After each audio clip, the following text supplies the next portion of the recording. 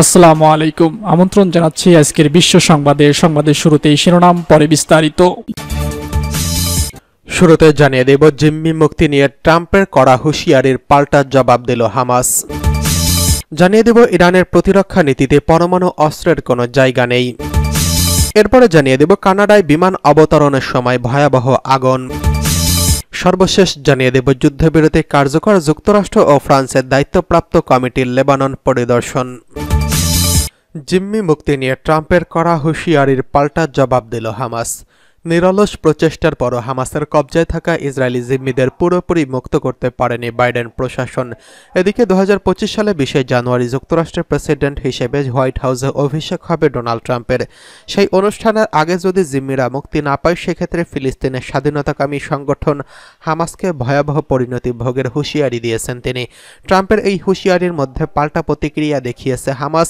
জবাবে মার্কিন প্রেসিডেন্ট আরও কূটনৈতিক হওয়ার আহ্বান জানিয়েছেন হামাসের শীর্ষ কর্মকর্তা ওসামা হামদান।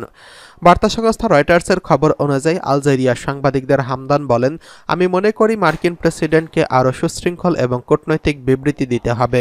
রয়টার্সের খবরে বলা হয়েছে, ওই কর্মকর্তা আরও বলেন, চুক্তিতে পৌঁছানোর সকল প্রচেষ্টাকে দুর্বল করার জন্য ইসরায়েল দায়ী।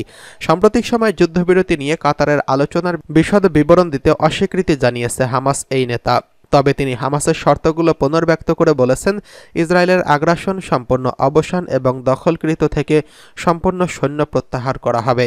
গত ডিসেম্বরের শুরুতে হামাসের প্রতি আগেও এমন হুঁশিয়ারির বার্তা দিয়েছিল ট্রাম্প। নিজ সামাজিক যোগাযোগ মাধ্যম ট্রুথ সোশ্যালে এক পোস্টে ট্রাম্প বলেছিলেন, মধ্যপ্রাচ্যে চলমান যুদ্ধে অত্যন্ত নিষ্ঠুর, অমানবিক এবং পুরো বিশ্বের ইচ্ছের বিরুদ্ধে তাদেরকে জিম্মি হিসেবে বন্দী রাখা যায়। তাদের মুক্তির জন্য সবাই সরব, কিন্তু সবাই শুধু কথাই বলেছে, কাজে কিছুই হচ্ছে না। 2025 সালের 20 জানুয়ারি আমার অভিষেক অনুষ্ঠান। যদি তার আগে জিম্মিদের মুক্তি দেওয়া না হয়, তাহলে মধ্যপ্রাচ্যে ভয়াবহ পরিণতি ঘটবে। যুক্তরাষ্ট্র এমন আঘাত হানবে যা এর আগে তার দীর্ঘ ইতিহাসে কখনোই ঘটেনি।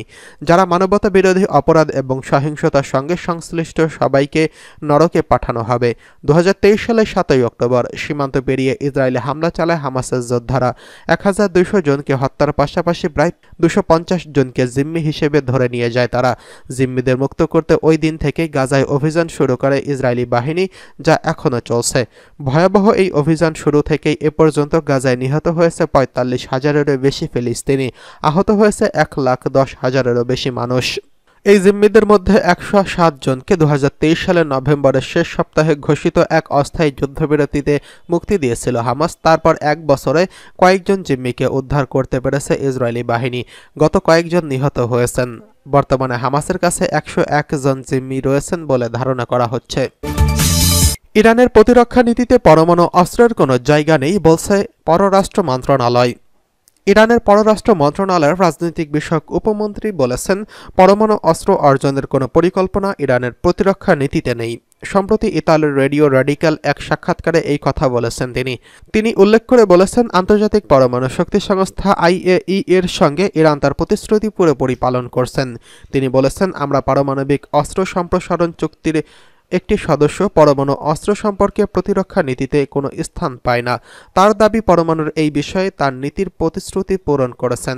তিনি বলেছেন, আন্তর্জাতিক পরমাণু শক্তি সংস্থার এই অসংখ্য রিপোর্ট দেখিয়েছে এবং ইরান তার প্রতিশ্রুতির 100% পূরণ করেছে।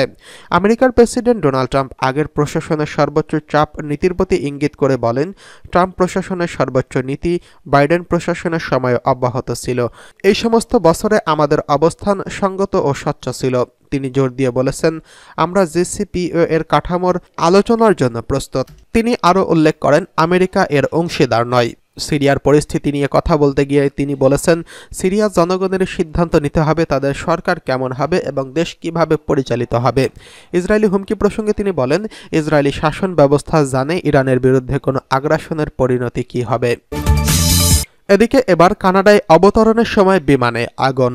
কয়েকদিনের ব্যবধানে কাজাখস্তান ও দক্ষিণ কোরিয়ায় বড় দুটি বিমান দুর্ঘটনা ঘটেছে। রোববার দক্ষিণ কোরিয়ার মোয়ান আন্তর্জাতিক বিমানবন্দরে 181 জন যাত্রী নিয়ে জেজু এয়ারের বিমানটি বিধ্বস্ত হয়।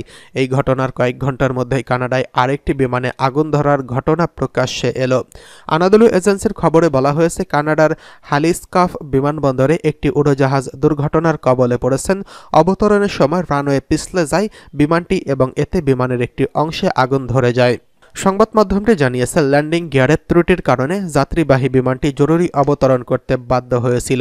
ল্যান্ডিংয়ের সময় বিমানের একটি অংশে আগুন ধরলেও বিমানটি বিধ্বস্ত হয়নি।